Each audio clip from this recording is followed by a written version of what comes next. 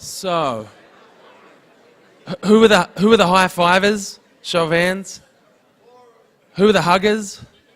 Very impressive. All right, that was good. Yeah, everyone who didn't do a hug should one day set that as a bit of a challenge. I am going to talk today about getting out of your comfort zone. Now, I just got in this morning from America, from Los Angeles, and they say that every time you travel, there's a part of you that's left in every country. And this morning, the part I left was my wallet. So, my wallet's in America. I'm not sure how I'm going to get through the day, so if you want to spot me for lunch or anything, I'll be taking collections after this. But I'm here to share a story. And it's a story that I hope you don't just listen to and think it's another story, but you can take something for your journey. And if I was to sum it up, it's kind of 5 words. 5 words that they challenge me every day, they challenge our organization. And the 5 words are get out and stay out. And to help you remember it, I'm just going to ask you to turn to the person next to you and just tell them to get out. Come on, bit of passion. All right. Yeah, cool. Now turn to the person on the other side, kind of your least favorite neighbor you didn't turn to first, and tell them, and stay out. All right.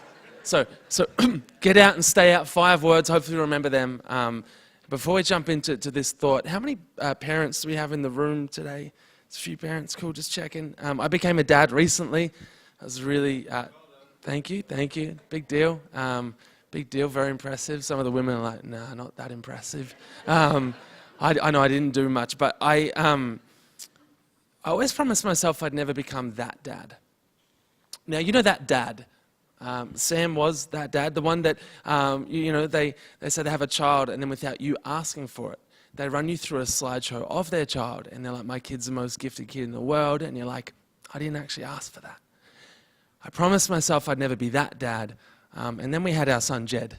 So this is Jedediah, and he's the most gifted child in the world. And no, so I'm not just saying this. So day 2 at the hospital. So Jedediah, our son, he starts smiling, and I was like, wow, like this kid is gifted from birth. And then I think I heard someone say it, but the midwife was like, sir, that's not a smile, that's wind. It's what explain how that works. I'm pretty sure it's a smile. So this photo was taken week 1. You just tell me what you think that is. Who thinks that's a smile?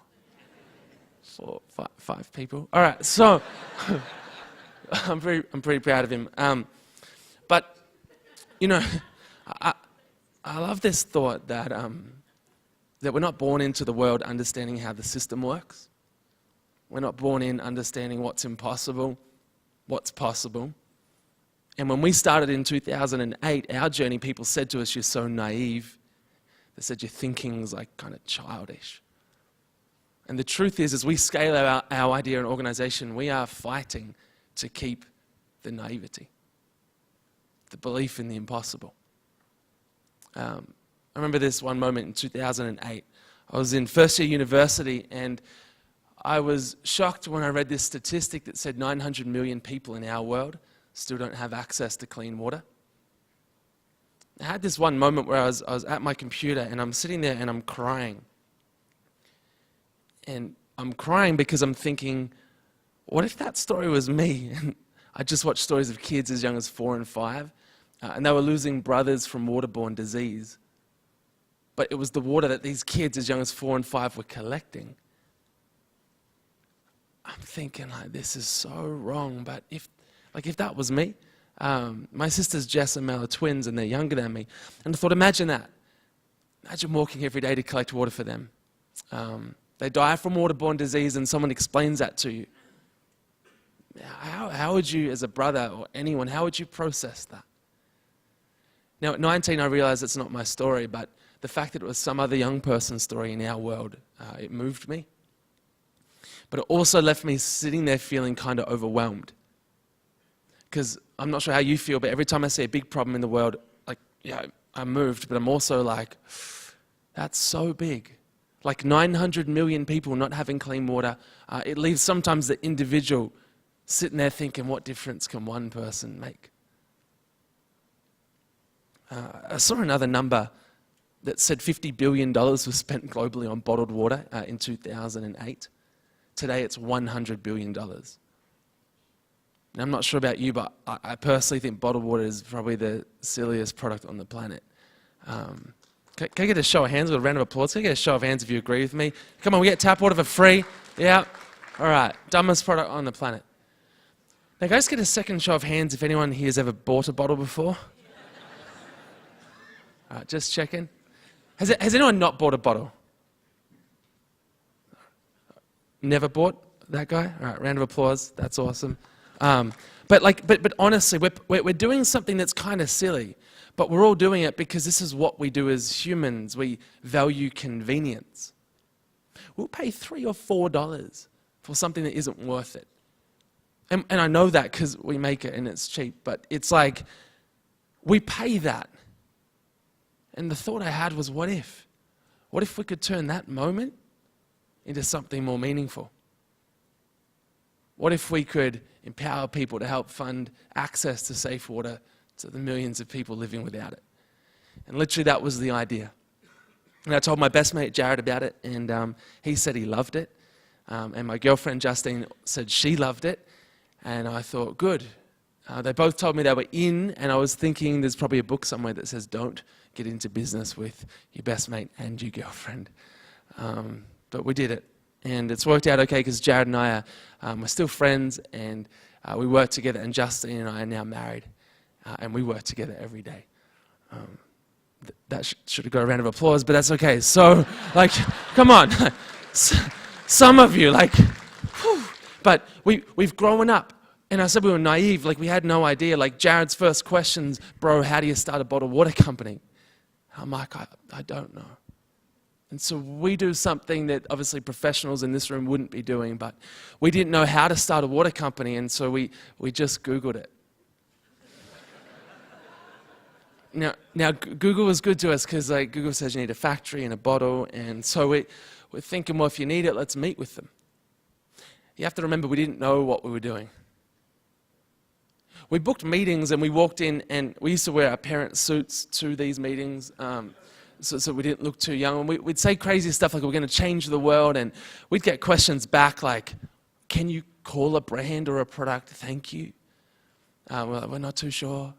Someone called their product Apple. It sort of worked. And actually, if you guys have seen our product in Australia, or if you look really closely, you'll notice that Thankyou's trademarked. And I think that's really special. I had a friend who just finished law school, and I asked him, how do you trademark stuff? And he tells me that if no one's ever put a TM next to the word before, you can just put a TM there. So that's how we trademark Thankyou. We just put a TM there and we stuck it on the bottle. So about 6 years later, we got it registered with the good people at the trademarks office. But the point of the story is, if you haven't picked up, we kind of didn't know what we were doing. It was interesting though, because everyone told us how impossible it was going to be. We're up against some of the biggest beverage brands in the world. We'd need hundreds of thousands of dollars. We'd need millions of dollars in marketing. And the more research we did, the more of the industry we understood, the more impossible this idea was. But I'll never forget the first pitch. See, it was to the largest distributor of beverages in our country, the brand network for Lipton iced tea and Red Bull. And we've all heard of those brands. And we got told by our factory manager, you're not going to get in because they work for Lipton iced tea, Red Bull, some of the largest beverage brands in the world.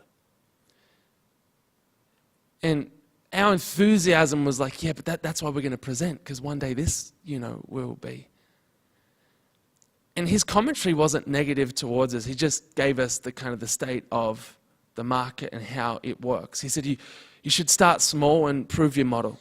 And then you work your way up, and maybe one day a group like this will be interested in you. And we thought he's probably right and nearly cancelled our pitch. We have this other little thought at the time, and it was a little thought. To be honest, it's probably the most powerful, valuable thought we've ever had. And that was, but what if it worked? What if they said yes? And like, even if they didn't, we're probably going to learn something. And so we went to this presentation, and it was raw. We couldn't get the bottle in time for the meeting, so a friend was up late doing like an A3 poster and like on the computer, and we're presenting. And 1 hour into that presentation, the director says, "I'm in." He says, "I'm going to take 50,000 units from you guys. How quick can you get it to me?" And there was this awkward pause, and this is our first pitch. And I'm like, "Oh, give us about 3 weeks." And he was like, "Gee, that's quick." And I was like, wow, we're pretty quick at Thankyou Water. Because we're in first year uni, and 3 weeks is a long time. And I remember calling our factory manager, and he was the one who said, "You're not going to get the deal." And I said, "We've got 50,000 bottles like ready, an order." And he was like, "Wow." I said, "Yeah, and we have 3 weeks to deliver it." He's like, "Did they say that?" I was like, "Oh, nah, we did." He swore his head off. But the lesson we learned, which we carry with us today, is a simple thought that impossibility it's only someone's opinion, not a fact. And I thought people would stop saying that's impossible or that'll never work as we got bigger. The truth is, the bigger we get, sometimes the more that comes. And sometimes people are right, definitely. But sometimes they're wrong. The question is, are we willing to test the what if? But what if it does work? So we launch, and to be honest with you, here's the bit I didn't sign up for. Because the launch, it became a product recall. We're unloading a pallet of water in my mum and dad's garage because we didn't have an office yet. And as we're unloading it, the three of us, we went dead quiet. Because a third of the product in every box, the label was scrunched on, and some to the point you couldn't read it. And when we called up the distributor, they'd sent it into stores in 3 states in our country, and so the launch was a recall, and it took us 3 months. We get product back, we sort it out, we relaunch and build up to 350 customers. We thought that was a good effort, and then our factory didn't supply product for 5 weeks. And over 5 weeks, we lost 300 of those 350 customers. We lost a new distributor we'd launched with up in the north of Australia, in Queensland, and it was kind of discouraging. We're 1 year in. Now, we relaunched because there were 2 retailers in our country looking at the idea, and we thought, if one says yes, it changes everything. But then they both came back saying no. And they both came out with their own bottle of water that went to funding water projects. And it was like our idea literally played out in front of us without us. And I remember, it's a good thing, at least they're doing something good for the world, and that's actually why Thankyou started. So they're doing good stuff, let's focus on other retailers, and that's some pretty mature thinking that Justine had at the time. I'm a little more emotional, and so we're relaunching, 2 retailers say no. Then the new distribution group that had taken us on, instead of getting us into their commitment of 2,000 stores, because we love your idea, they go into liquidation. And we're like, what does that mean? We lose the only bit of money we had left, and we kept going because, well, there was another retailer, a big supermarket. And we never name and shame supermarkets in our country. One of them is green, one of them is red, but we don't even say the color. But we present to one of them, and he says, "I love your passion and I love the cause, but you're up against brands who are investing $3 to $5 million in a new product launch. And with respect, you don't have it." And we're like, "Oh, we've got Facebook." And it's like, it's not quite how it works. And that was pitch 1. But a year later, which is now 2 years into our journey, after every setback, every knockback, he says, "Congratulations, you're in. National range, every store." And that was an amazing moment for us. I think the big part of supermarkets and big business is you've got to be ready. It's one thing to get it. And so we got it, we got ready, we got our production ready, and The day I called just to check the order size and the date of delivery, a new person picks up the phone, says, "I'm new here, what's Thankyou water?" I said, "I'll call you back." And I called the old guy, and he'd moved categories, and he's doing like brooms and stuff now, and I said to him, "What's happened?" And he said, "Oh, don't worry, you have your national ranging commitment. Call the new guy back." And when I did, he said, yeah, I'll stop you right there. I've got the big brands, I've got my own brand, I don't need your water. So we have a commitment. He goes, "You do, but it doesn't stand, it's with an old category manager." And that's how the industry works, and we're used to it now, but at the time it was crushing. We're two and a half years into the journey, and it's not working, and we feel like professional failures. To be honest, we feel like this thing is the most impossible thing in the world. And I think the point of this session is to be a little bit motivational. So apologies. But it's not a great story. A lot of people are like, why? Why did you stick at it? How did you stick at it? And that's really probably the most important question we can all ask. When we hear stories of resilience, some of the most inspiring stories of resilience, it comes back to why. And for us, it was never about product or supermarkets or retailers or getting an opportunity to share our story. It was about people. We started this to help fund water projects, and I think that each of our why, our why is what grounds us. I had the opportunity to speak to, I think it was about 15,000 young people here in New Zealand for the National Young Leaders Day. And we went around the country and got to share our story, and I was trying to explain the why in kind of the most to the point way I could for a 9-year-old. And I like it so much I'm going to use it just for everyone. Because who remembers the dolls we used to play with that had the base at the bottom? And when you knock it over, the weight kind of bounces it back up. Anyone? Anyone still play with them? All right, so this is perfect, because that is like our why. When we understand our purpose as an organization or as an individual, yeah, we get knocked down again and again and again and again, but it's what bounces us back up. And our why comes from moments.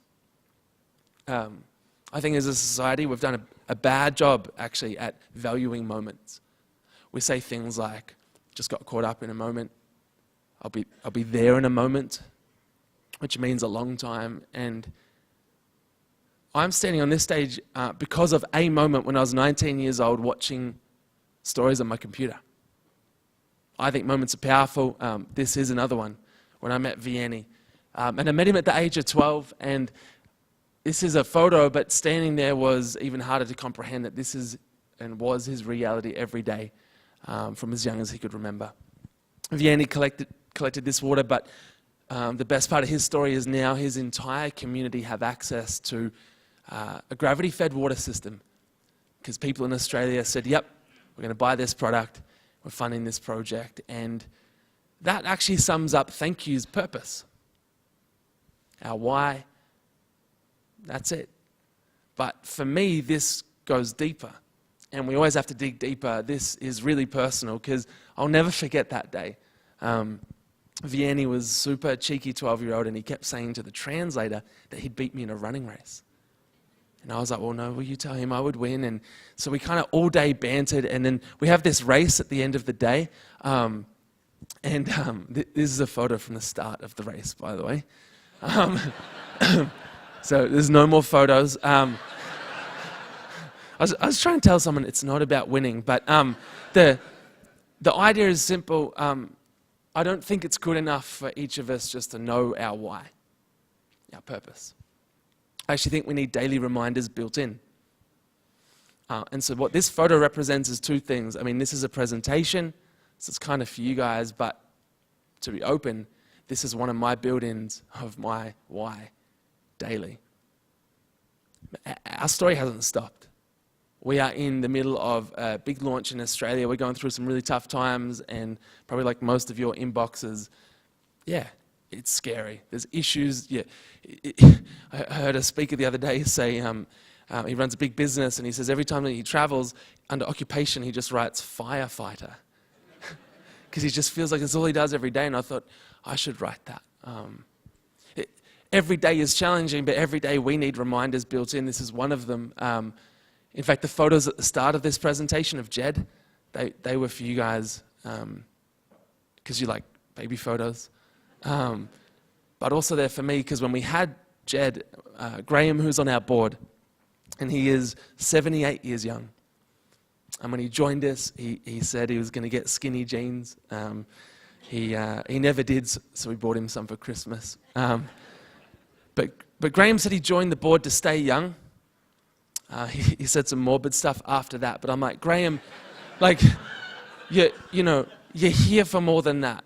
At one point, Graham grew a business from 30 million up to 6.9 billion, and he had 30,000 staff, and I can't even comprehend. And we've learned that there is so much to learn from experience. And Graham, well, actually he didn't give me business advice when we had our son, but he looked at me in the eye and with like this little tear, he said, don't let the excitement and challenges of this take you away from what's most important. And when he said it, I thought, oh, I got a chance to learn something from someone many years before me. And the photos of Jed are there because they're a reminder to me daily that I don't just want to know a photo, and I understand the why stuff is personal, and it is, and it goes deep. It doesn't matter how young we are or old we are, we've got to discover it and find it, because this is the stuff that waits us in the storm. People say, how did you stick through? Well, we knew our why. And when you know your why, I truly believe you're prepared to do things that others have never done before. At Thankyou, we say this, and it sounds a little bit almost arrogant, but it is not the intention. Who says we have to do things the way they've always been done before? Now, I've just explained about Graham. We absolutely value experience and the wisdom in the room. But we also must be willing to ask the question, what if there's another way? And I think when you or your organization or your team is driven by purpose, not cause, although cause is part of our purpose, but purpose. Understanding your why, be it family, life goals, business goals. When you understand your purpose, you'll do stuff that others, well, they just won't do. Like at year 3, when no national retailer in our country says yes to us, we launch a little video on YouTube. Now it said, hey everybody, 2 weeks from today we're presenting to 7-Eleven Australia. They're our largest convenience and service station chain, and we said we're asking you to jump onto their Facebook wall and say, 7-Eleven, if you stock Thankyou water, I'd buy it. Now some people were like, is that ambush marketing? And I was like, oh no, it's more pre-awareness, sort of before the pitch. And this thing goes viral. People start literally singing, dancing, and rapping and uploading videos onto their Facebook wall. You kind of got to see this to believe it, but check this out. Okay, let's get down to business. Hey guys, Jules Lund here from Getaway. Hi, I'm Patricia Santiago. Hi, my name is Michael. I'm Kat. I'm Paul. Hey guys, I'm John here. My name is Lucy. This is Mosaic and Drew. Vita Adam here. My name's Rich. My name's Louis. Christine Gaia. Christopher Wayne. My name's Rudy. Joanna. Hello. Tia. Teresa. Hey, baby. Ross. Daniel. It's Craig and Waterholic. I love Thankyou water. Where's your Thankyou water? We love Thankyou water. 7-Eleven, please stop Thankyou water. 7-Eleven, stop Thankyou water. I'll get Daddy to buy it. Thankyou water, Thankyou water. If you stocked it, I would buy I it. would definitely buy it. I'd buy it. I would buy it. I would definitely buy them. Everybody look to the left. Everybody look to the right. Can you see it? We'll pay for it tonight. 7-Eleven, thank This just goes on and on. But it was amazing, and obviously people are writing on the internet little articles. You can't do this, and it was interesting because it was different to the way things had been done before. And I remember the call from 7-Eleven because I let it go to message bank. I was a little nervous, and when I called back, they said, "Look, it was interesting." A little bit cheeky on your website because we had a question, would you like Thankyou water in 7-Eleven, yes or no? He said that the no button doesn't go anywhere. Ooh, we said we didn't know where to send it. And the point is, though, 7-Eleven end up saying yes. Product hits the market 1 month later. We outsell brands like Evian from day one, which is naive. Yeah, thank you. So Evian, Courage, at one point it hit #1, then it bounced back because the big brands came in. But the point was, we found a way to take this idea and scale it. Now, what's interesting is at this point in our journey, we didn't change our product, we didn't change our idea, we didn't change our cause, we didn't look for what's the on-trend cause. Now, we stuck to our purpose and what we believed, but we found a different way to get the vision across. I'm not sure about you guys, but I find that probably the hardest and most challenging thing is getting your vision across. This was our moment, and so we took this to the next level. Water is selling in 7-Eleven, and we spend the next 2 years developing a food range where all profit funds food programs, and then we develop a body care range, and washes, lotions, sanitizers, where all profit funds health and sanitation. At the same time, we developed a tracker system called Track Your Impact, where every product has its own unique tracker code, and when you type it into our website, it zooms into the exact GPS coordinates of the well or the filter that you're funding. Now, thank you. If you're wondering if that is hard to make, well, there was this kid in our office, he was a coder, that's what they call it, and I literally walk past his computer and I'm like, I don't even know if he's working. Do you know what I mean?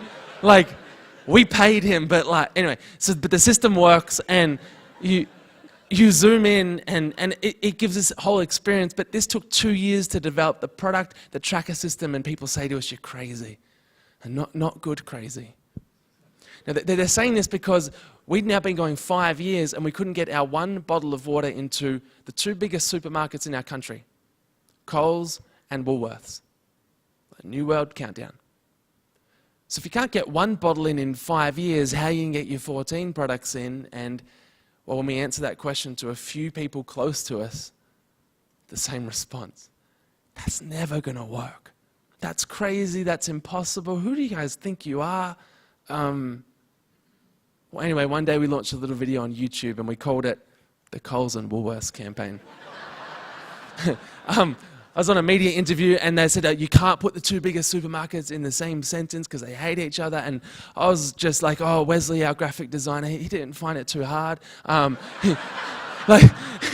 He just sort of did it, and this went next level viral. People, they're dancing, they're singing, they're rapping. The video took off. We reached most of the country, and then we may have flown this from a helicopter. Said, "Hey Coles, thank you for changing the world." In brackets, if you say yes. We haven't met yet, and we flew it over the city and around their head office for half an hour.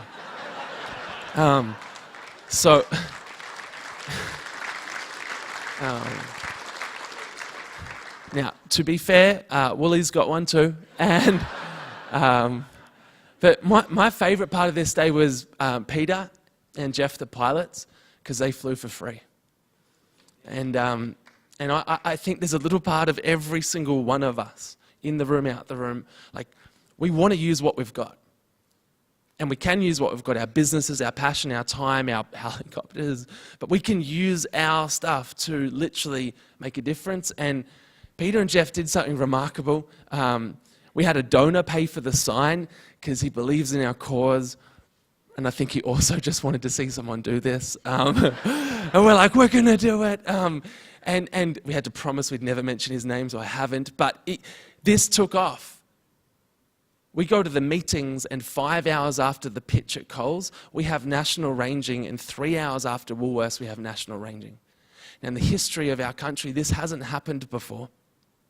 It shows the power of people coming together, and what I think is kind of amazing is 1 month later, product hits the shelf. You've got to understand how big this is. Like, Jared and I were at the supply distribution meeting with Coles, and they had like 8 of their team, all their heads of departments, and they were trying to explain to us, this is complicated. You know, you've got 14 products, multiple DCs, and all these acronyms, and they're saying, you better make sure your supply chain and procurement team are across this. And we didn't have the heart to tell them, well, that's Jared, you know. And like, he's also finance if you need, and like, we literally bit off a little more than we could chew, but we stand here today years later, and what I think's amazing is over $5.5 million profits being raised. And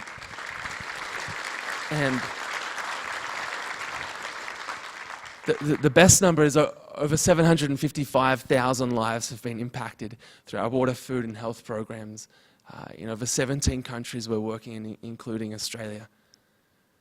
Now, thank you. The truth is that Thankyou, we kind of feel like it's just the beginning. We'd ask questions like, what if this could be bigger? People would reach out from New Zealand, America, everyone, what if this could work in another country? And we're like, that makes sense. People wash their hands in other countries. Let's do this. Let's go global. Let's take this out. And as we dream, that's when people start kind of patting you on the back and start telling you about the realities, and they are real. See, our business model is flawed. We knew that from the start. The flaw is we have no shareholders, we have no investors. Our business is owned 100% by our charitable trust, and we give all of our profit, which is amazing at a consumer level, but at a business level, well, how do you scale that? Where do you get your funding to grow, to launch into a new market? And we got challenged a lot around that. We always said we'd figure it out, and well, last year, to solve our greatest business flaw, we launched a little video on YouTube. And in this video, we explained our flaw. But in the video, I said I'd spent the last 2 years writing a book, and the book was titled Chapter 1. We said this is the first chapter of our story, and 100% of the profit from this book, Chapter 1, will fund Chapter 2, the future of Thankyou. Buy the book, fund the future. We said we don't know everything yet, but everything we do know, it's in this book, and come on the journey with us. Now, if you know much about books, turns out they don't make a whole lot of money. In Australia, a best-selling book is 5,000 copies. You'd be lucky to make $50,000 profit. Now, that isn't a lot of money, but that is why we launched Chapter 1 with no retail price. It's pay what you want. You pay what you want. You could pay 5 cents. You could pay $5,000 today. It's how much do you want to invest into the future of an idea that we believe could change the world, and what if we could take this further? In the launch video, we explained that Chapter 2 begins with the launch of our baby range, a range of nappies that fund maternal and infant health projects in developing countries. We then said we want to launch and throw this idea. In the video, we said to our Kiwi mates, hopefully we're mates, but we said, what if New Zealand could be the first country outside of Australia to test it, to launch it, and if it works, or what if together we took it further? But in the video, we say to launch baby and New Zealand, we need $1.2 million, which is a lot of dollars, and it's a lot of books. And my favorite part of the video is when Jared's walking down these stairs, and I'm like, bro, how many books do we have to sell to raise 1.2 million? Now, you can't figure it out because it's pay what you want. But Jared's the numbers guy. He's kind of like, look, I don't know if we need 800 books or 8,000, but I ordered 80,000 just in case. We point to 4 shipping containers. Oh, that's a lot of books, because it's a lot of books. And we said, Australia, if you back it, we'll pack it. We'll stand on this production line packing books until one day we've raised the money to launch. Now, in the first 2 hours, Chapter 1 sells online, in-store.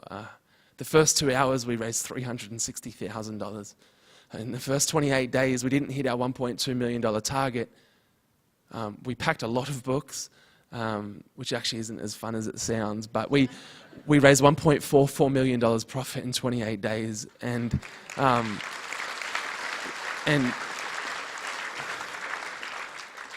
the part that blows my mind is it's sold in Australia and New Zealand at Relay, Newslink, and Watermark. And they're like, pay what you want, it's not going to work. And we said, but what if it does? Give us 1 month, 1 month. If it works 1 month, give us 2. If it works 2, give us 3. Well, in the launch week, we get the email that says, guys, it hasn't just worked. You guys have outsold every business book launch, and it's second to only their Harry Potter launch week. I haven't read Harry Potter, but that's awesome. And right now we sit at 2.4 million, 1.7 million profit. The most paid is $5,000, and it was in the last 3 months. 2 people have done it. They're both from Auckland. Go figure, that's why I'm back, but no pressure.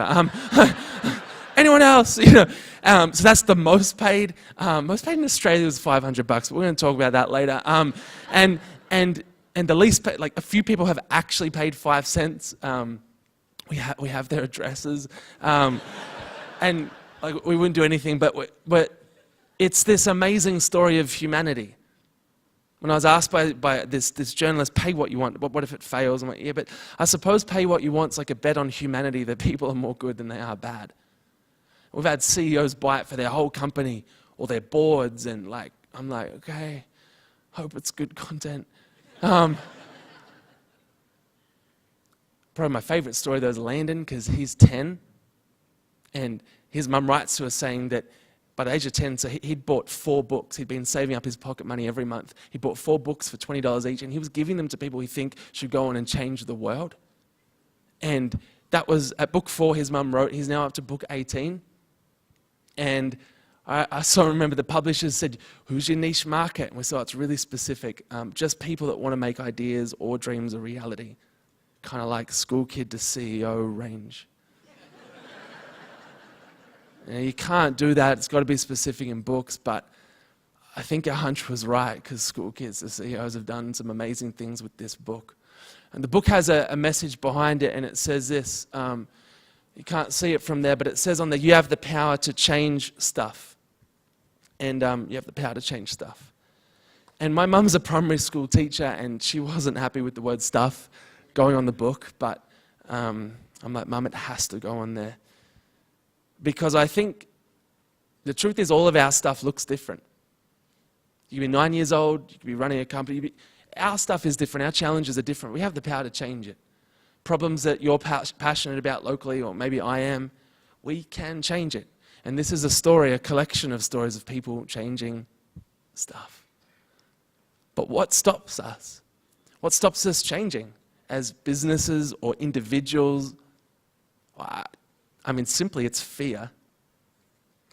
That's one of the greatest, they say it's the fear of failure that kills more dreams than failure itself.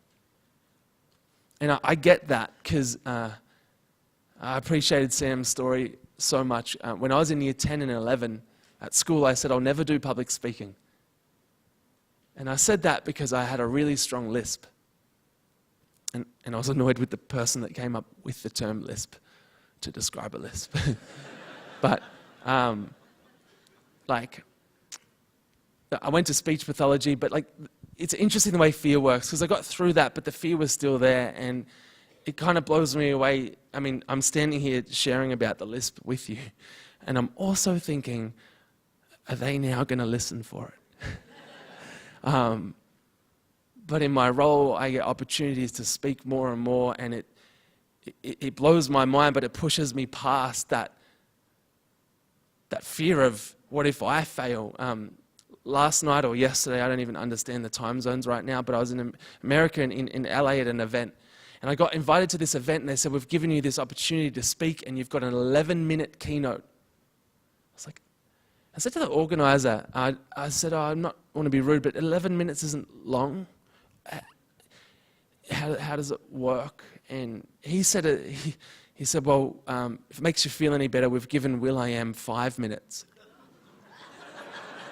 And I actually thought, I will never forget that sentence in my life, And honestly, I stood up, and there was these amazing speakers, and Gary Vee and Kelly Slater, and I was mind blown, and I'm kind of sitting there scratching my head going, wow, what happens when we have the courage to get out of our comfort zone?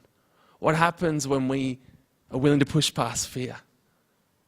What happens when we ask questions like, but what if it works? See, when we launched chapter 1, and in fact, if you bought it at any point in your life, you're going to think that you got a misprint. And don't worry, it's not a misprint.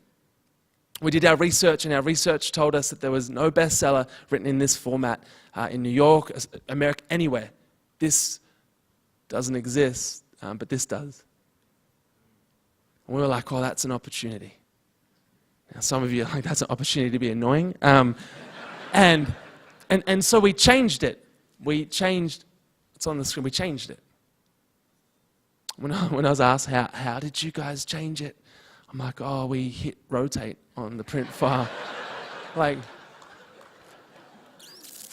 that's how we changed it. It didn't even cost more, but the why is important. The purpose is always important. See, we changed it not as a gimmick. We changed it for two reasons. One, if you were to read this book in public, let's say you're on an aeroplane. Now, that book is invisible in a market of millions of books, but that book just cut through. Because, like, what are you doing? Now, there is a chance you'll never read our story, because even to hold it like this will make you feel uncomfortable. But therein lies the greatest lesson we've ever learnt. To make any idea or dream a reality, you've got to be willing to get out of your comfort zone, and you've got to stay out. 5 words. Get out, stay out. And when you stay out of your comfort zone, they say that's when the magic happens, and it does. We know that because it turns out your emails are written in that format, your business reports are in that format. Avid readers obviously will be more used to this, but if you're not a big reader, you might love it. In fact, it kind of blew my mind, but someone from the speed reading community in Australia, which is a thing, it's like, did you make this for us? And I was like, no. He's like, I think it's quicker. And like, you got to understand, I wrote in the book, what if it's quicker? But I was just saying it. The point isn't if it's quicker or not. I think it's just remarkable if we're willing to hit rotate on print files, and that's our story. My question is, what's your print file? What's the context that you can't do?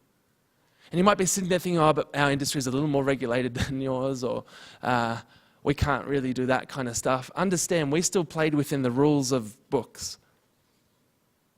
Like we played within the laws, but we challenged everything within it. And the truth is, the hardest part wasn't the click. It was the fear of looking like idiots, of it not working. But when we push past that, when we have the courage to, that's when I think we can truly change the world. And I think changing the world is kind of a cliche sentence. Once I was at a conference and I said, what if we could each change the world? And this guy yells out, I'm going to quit my job. And the CEO was like, that's not the point of the session. And I was like, oh, this is awkward, you know. But sometimes I think we think to change the world, to change stuff, we'll quit our job, we'll move somewhere and build something. And that may be your story, but can I challenge you? Because I think it's truly remarkable what Peter and Jeff are doing. They found a way to make their life's work, their passion, their skill, make an impact bigger than just them. Landon's found a way. I think we can all find a way. We have to start by asking the question, what can I do? We have to have the courage to get out and stay out of our comfort zone. And literally, my favorite quote of all time is, courage is not the absence of fear. It's just the understanding that there is something more important than fear that exists. Now, Princess Diaries, the movie, taught me that, but my sisters watched it heaps. 5 words, get out, stay out. We're launching in New Zealand early next year, and hopefully everyone's on board, but we'll be here if you're not anyway, so thank you.